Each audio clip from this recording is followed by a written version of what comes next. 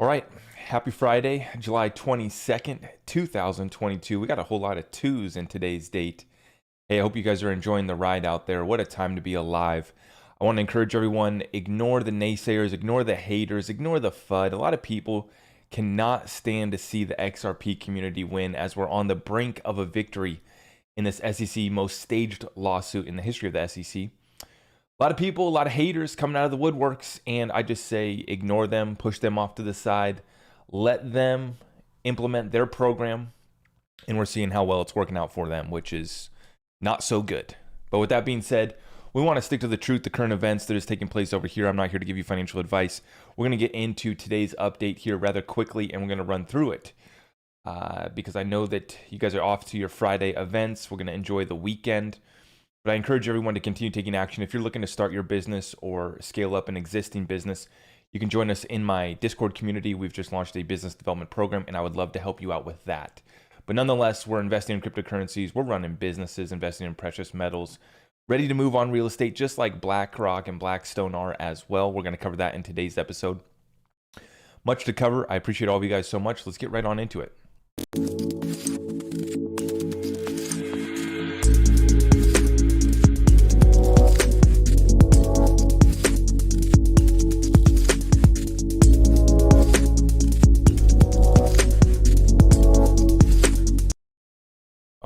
Let's take a quick look at the market to start off. We have Bitcoin at 23.4, ETH at 1600, XRP's at 36 cents. I am waiting for lower prices to come in.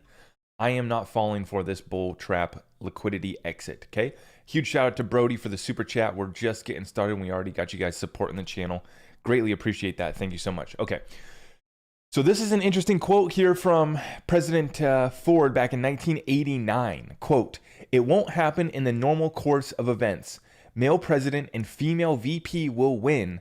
In that term, the president will die and the female VP will become president." This is President Gerald Ford back in 1989 predicting this 33 years ago. Here we are. Mr. Joe Biden has come down with it. And we wish him a speedy recovery for Joe. With that being said, Charles Gasparino says, breaking chatter on Capitol Hill, the Dems will use Joe Biden's COVID diagnosis as an excuse for him not to run in 2024, i.e. he will suffer bouts of long COVID because of his age. It's a face-saving way for him to bow out, and it's speculation, of course, but it's making the rounds. Yeah. So many people in his own party don't even want him to run for president once again. We're watching, as I titled this video, Old Guard Losing Control. And what's their solution? Mrs. Hillary Clinton. Former Clinton advisor says Hillary is preparing to run again in 2024. I don't know how true this is. I think it's absolutely hilarious to see the party absolutely eat themselves up. And remember, I'm not left, right. I think the Republicans have sold us out just as bad. And I'm going to call out anyone who's sold out this country and works against the American people. I don't care what they have, a D or an R next to their name. It's very simple. I can tell if you're a sellout just based off how you voted, the actions you take, and the agendas that you push. So that's their answer. Mr. Sleepy Creepy stepping down and stepping in, the biggest creep of them all. Hillary Clinton is their answer. We'll see what happens. Oh, speaking of Clintons, hey, this must be fake. I just want to put out this disclaimer. This probably isn't true. This is probably made up. I mean, it's shared by conspiracy bots, so I'm sure it's just some crazy conspiracy. I'm sure it's not true, but this is being shared by Fox News. Bill Clinton visited Jeffrey Epstein's private island. Unsealed court documents suggest. All truth is being revealed. Now, we haven't gotten the name of the full flight logs of the list. We have our speculations of who visited Mr. Jeffrey on that private island from hell. But it is coming out that Bill Clinton visited Mr. Epstein many times on that private island. But hey, that's probably fake. It's probably some conspiracy. Probably nothing there. So let's just forget about that. I'm sure Clinton will do us really well in 2024. And we have NPR stepping up here. Since the start of the war with Russia, the Biden administration has mostly ignored Ukraine's corruption history. Now questions have resurfaced about its suitability as a recipient of massive infusions of aid. Gee, you don't say. One of the most criminally corrupt cabal-ran countries in the world, Ukraine. Now NPR wants to come out and question after they've already put the blue yellow flag as their profile picture. They've already supported billions of dollars going to Ukraine. One of the most criminally corrupt mafia-ran countries in the world. Completely corrupt. Mr. Zelensky, completely a sellout. And we've been talking about this since this broke out. The Biden crime family covering their tracks in Ukraine. The bioweapons labs, the different experiments taking place over there. It actually was just reported, and this is crazy, but Russia was saying that they're fighting off mutant troops in Ukraine. Basically, these troops over there from Ukraine have been jacked up on something. I don't know how true that is.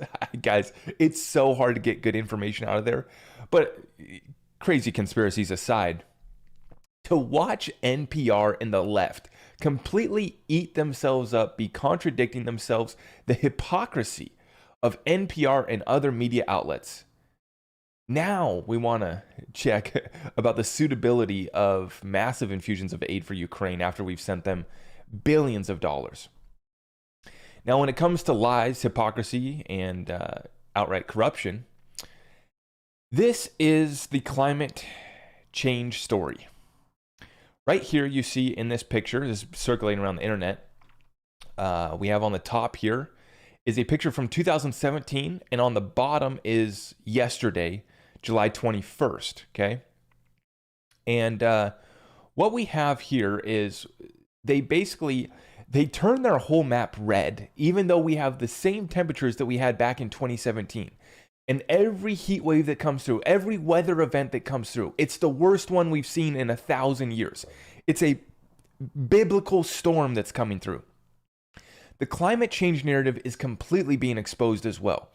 And this is why I say old guard losing control as the title of this video. And we will get to crypto news at the end of the show, but first we got to cover, because all of this is connected. Even the climate change narrative. But this is complete media hypocrisy and trying to get us to think one way, get us to vote one way, and to get us to continue living in a state of perpetual fear as they terrorize the world, live like elitists, fly private jets, own their private islands, the super yachts, and us peasants are supposed to ride our bikes to work because of this climate change narrative. But you can see here, in the top picture, the temperatures were actually hotter. In the top picture, those temperatures are up in the 30 degrees Celsius. Here in the bottom, they're down in the 20s, but they got the map painted red. Oh my gosh, everyone, living in fear. The worst climate crisis we've ever seen. And it's all being exposed. Now let's go to the financial aspect of this world stage.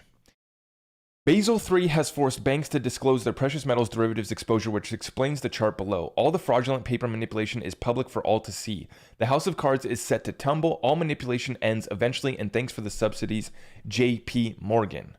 So this is the notional amount of precious metals derivatives at the insured U.S. Commercial Banks and Savings Association. So now they're having to report this. And this is what I've been talking about in regards to XRP price and everyone trying to figure out, can we go to 10,000? Is that ridiculous? We have no idea how big these derivatives markets are. This is being exposed in real time as JP Morgan gets exposed in that Chicago federal court.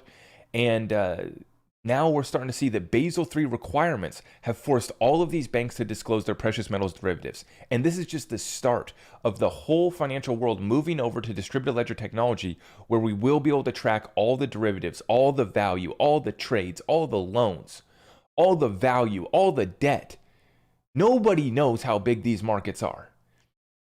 Nobody knows the potential of these digital assets that are going to settle these markets that are valued in the quadrillions of dollars. Okay, now we have David Meister, ex-CFTC head of enforcement and current defense counsel for Michael Nowak in the JP Morgan precious metals trader trial. So this is the court case that I'm talking about right now with JP Morgan precious metals manipulation. Chambers says David is killing it. People call him the Gensler Whisperer. Yes, this is about Gary Gensler.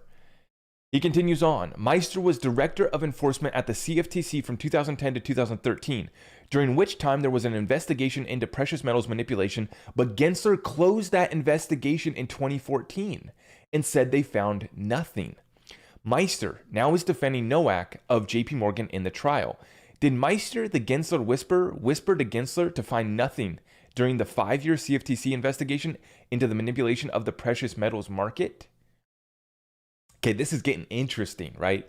Because we have the old guard players who are still fighting to save the system. That would be Gary Gensler, head of the SEC right now. He was formerly at the CFTC, right? And we know how corrupt this goes. We know that Gary, we call him good guy Gary, we call him Goldman Gary, because he is a Wall Street buddy, to put it kindly. He is a little buddy of the Wall Street bros. And he's been covering up the manipulation in the precious metals market all the way back to 2010. And now we're seeing him in the SEC versus Ripple case. They continue to try to stall out digital asset cryptocurrency regulations, giving us clarity. Here in 2022, over a decade later, the corruption continues. Now, this is important because this is their plan. And this is why I emphasize understanding what the elite are doing to ride out this financial storm and how they're taking advantage of the greatest transfer of wealth in world history. BlackRock president warns the entitled generation that has never had to sacrifice that they will soon face shock due to major shortages. Put on your seatbelts. So this is how they think of us. They think of us, well, and I would actually agree. I do kind of think that my generation and others are very entitled. We never have had to go through a serious hard time. And I'm speaking specifically in America, millennials, Gen Xers, whatever. We've had it too good for way too long here in America. Now, with that being said, these criminally corrupt cabal bankers, Wall Street cabal central bankers, and Wall Street hedge funds are moving to take all of the power. They are moving to dislocate all of us from the little bit of wealth that we have created over the good times, over the few assets that we've been able to acquire. So they are saying that we are an entitled generation that has never had to sacrifice. That's coming from BlackRock. When we look here at Blackstone prepares a record $50 billion to snap up real estate during the coming crash. So these guys think that it's time for us to sacrifice a little bit. We've been entitled, while they prepare billions to come up and snatch up the real estate, snatch up all of the assets with real value, real utility, forcing the American people to lose that standard of living that we once had. I hope that you guys are watching and preparing yourselves, because I know I have been sitting with cash on the sidelines for real estate deals. I am looking to make moves as we speak. We're negotiating on a deal right now. But this thing's going to get a whole lot worse, folks. A whole lot worse before it gets better. We have a ways to go, because when we look here, this is from Peter Schiff, the Fed's balance sheet expanded for the second week in a row. The Fed is backpedaling on QT, which is quantitative tightening. That's the monetary supply. So instead of tightening up the monetary supply, they're continuing to expand it. And soon the process will reverse after barely getting started. With the economy in recession and annual budget deficits over $2 trillion, the Fed will resume QE, quantitative easing, to suppress bond yields. So we've been talking about this. The Fed was supposed to be offloading their balance sheet of treasury bonds, mortgage-backed securities, and whatever else crap they have been holding at the Federal Reserve.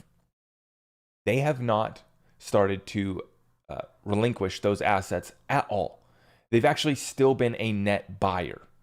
So they told us that they were going to be offloading their balance sheet. They've continued to actually buy. And this is why the economy still has a long ways to go before we recover out of this situation, guys.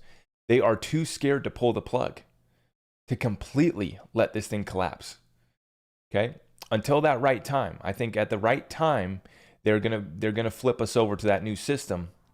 They're gonna let that old one finally collapse. Just like the Twin Towers, controlled demolition. All in due time, it will come. But in the meantime, they continue to play this game at the Federal Reserve. Breaking news. Some suppliers to Chinese real estate developers are refusing to repay bank loans because of unpaid bills owed to them. First home buyers, now suppliers. So that Chinese real estate market completely imploding over there, and we're going to feel that one worldwide. Now, when we look over here, the UK is set to regulate stablecoins as a form of payment via new bill. So we are about to get stablecoin regulations, cryptocurrency regulations are coming. Move over here to DC in the United States. Coming from the Chamber of Digital Commerce, Perianne Boring, I think is her name, or I forget what her name is. Yeah, Perianne, whatever. Blockchain founder of Digital Chamber Commerce. Yeah. Bitcoin Maxi, essentially. She says there's a pretty serious turf war abreast in DC. We're expecting to see legislative text on stablecoins imminently, potentially within the next couple of hours or maybe tomorrow. So this came out yesterday. So maybe today, maybe by next week, we should start to see some regulations here in America. And it's interesting to watch how closely the UK and America are working in tandem, basically rolling out regulations and clarity at this similar time here. And, we've been saying that as long as you are backing your stablecoin by the US dollar, by you're backing it by your nation's CBDC that's going to be rolled out, I think that you're going to have clarity. You're going to be good to go with your private stablecoins. I don't think that they're too worried about stablecoins as long as you comply with their banking laws, the regulations for all of that. There's very clear laws and regulations in regards to the banking rules. So we're waiting right now to see the legislation pass. And then when we look here at the Ripple versus SEC case, this thing's completely ready to wrap up. SEC's been completely exposed. They're still trying to make this ridiculous claim that they don't need to provide the Hinman emails. They don't want to cover up. They don't want to share anything, right? But this is what we have been waiting for right here. This is shared by Link2. They say, interesting. Fintech firm PolySign raises $53 million to expand staff.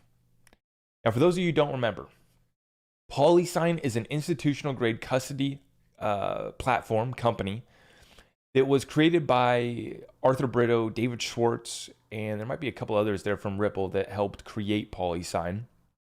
And we have always speculated that PolySign was going to be set up for institutional grade custody. Codius was going to be the most advanced smart contracts platform known to man.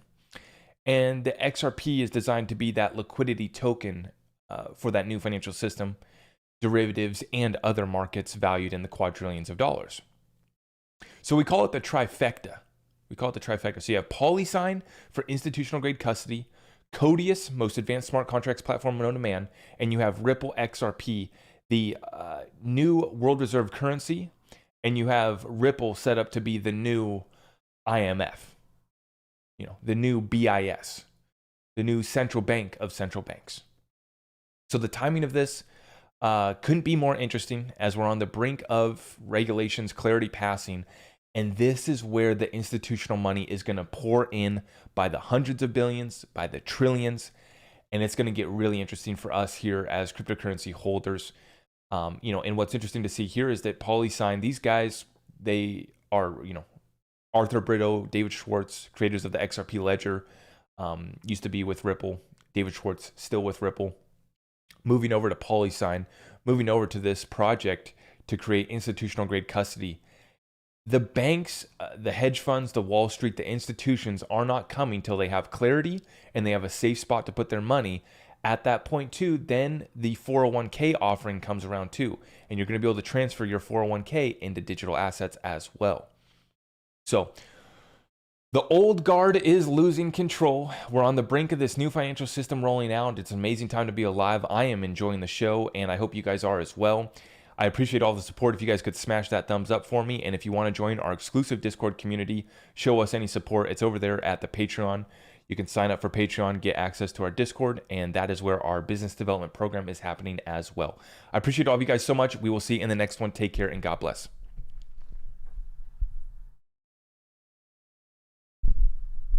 And thank you, Eric, for the super chat. I appreciate that, man. I really do. Thank you so much for the support. We'll see you guys.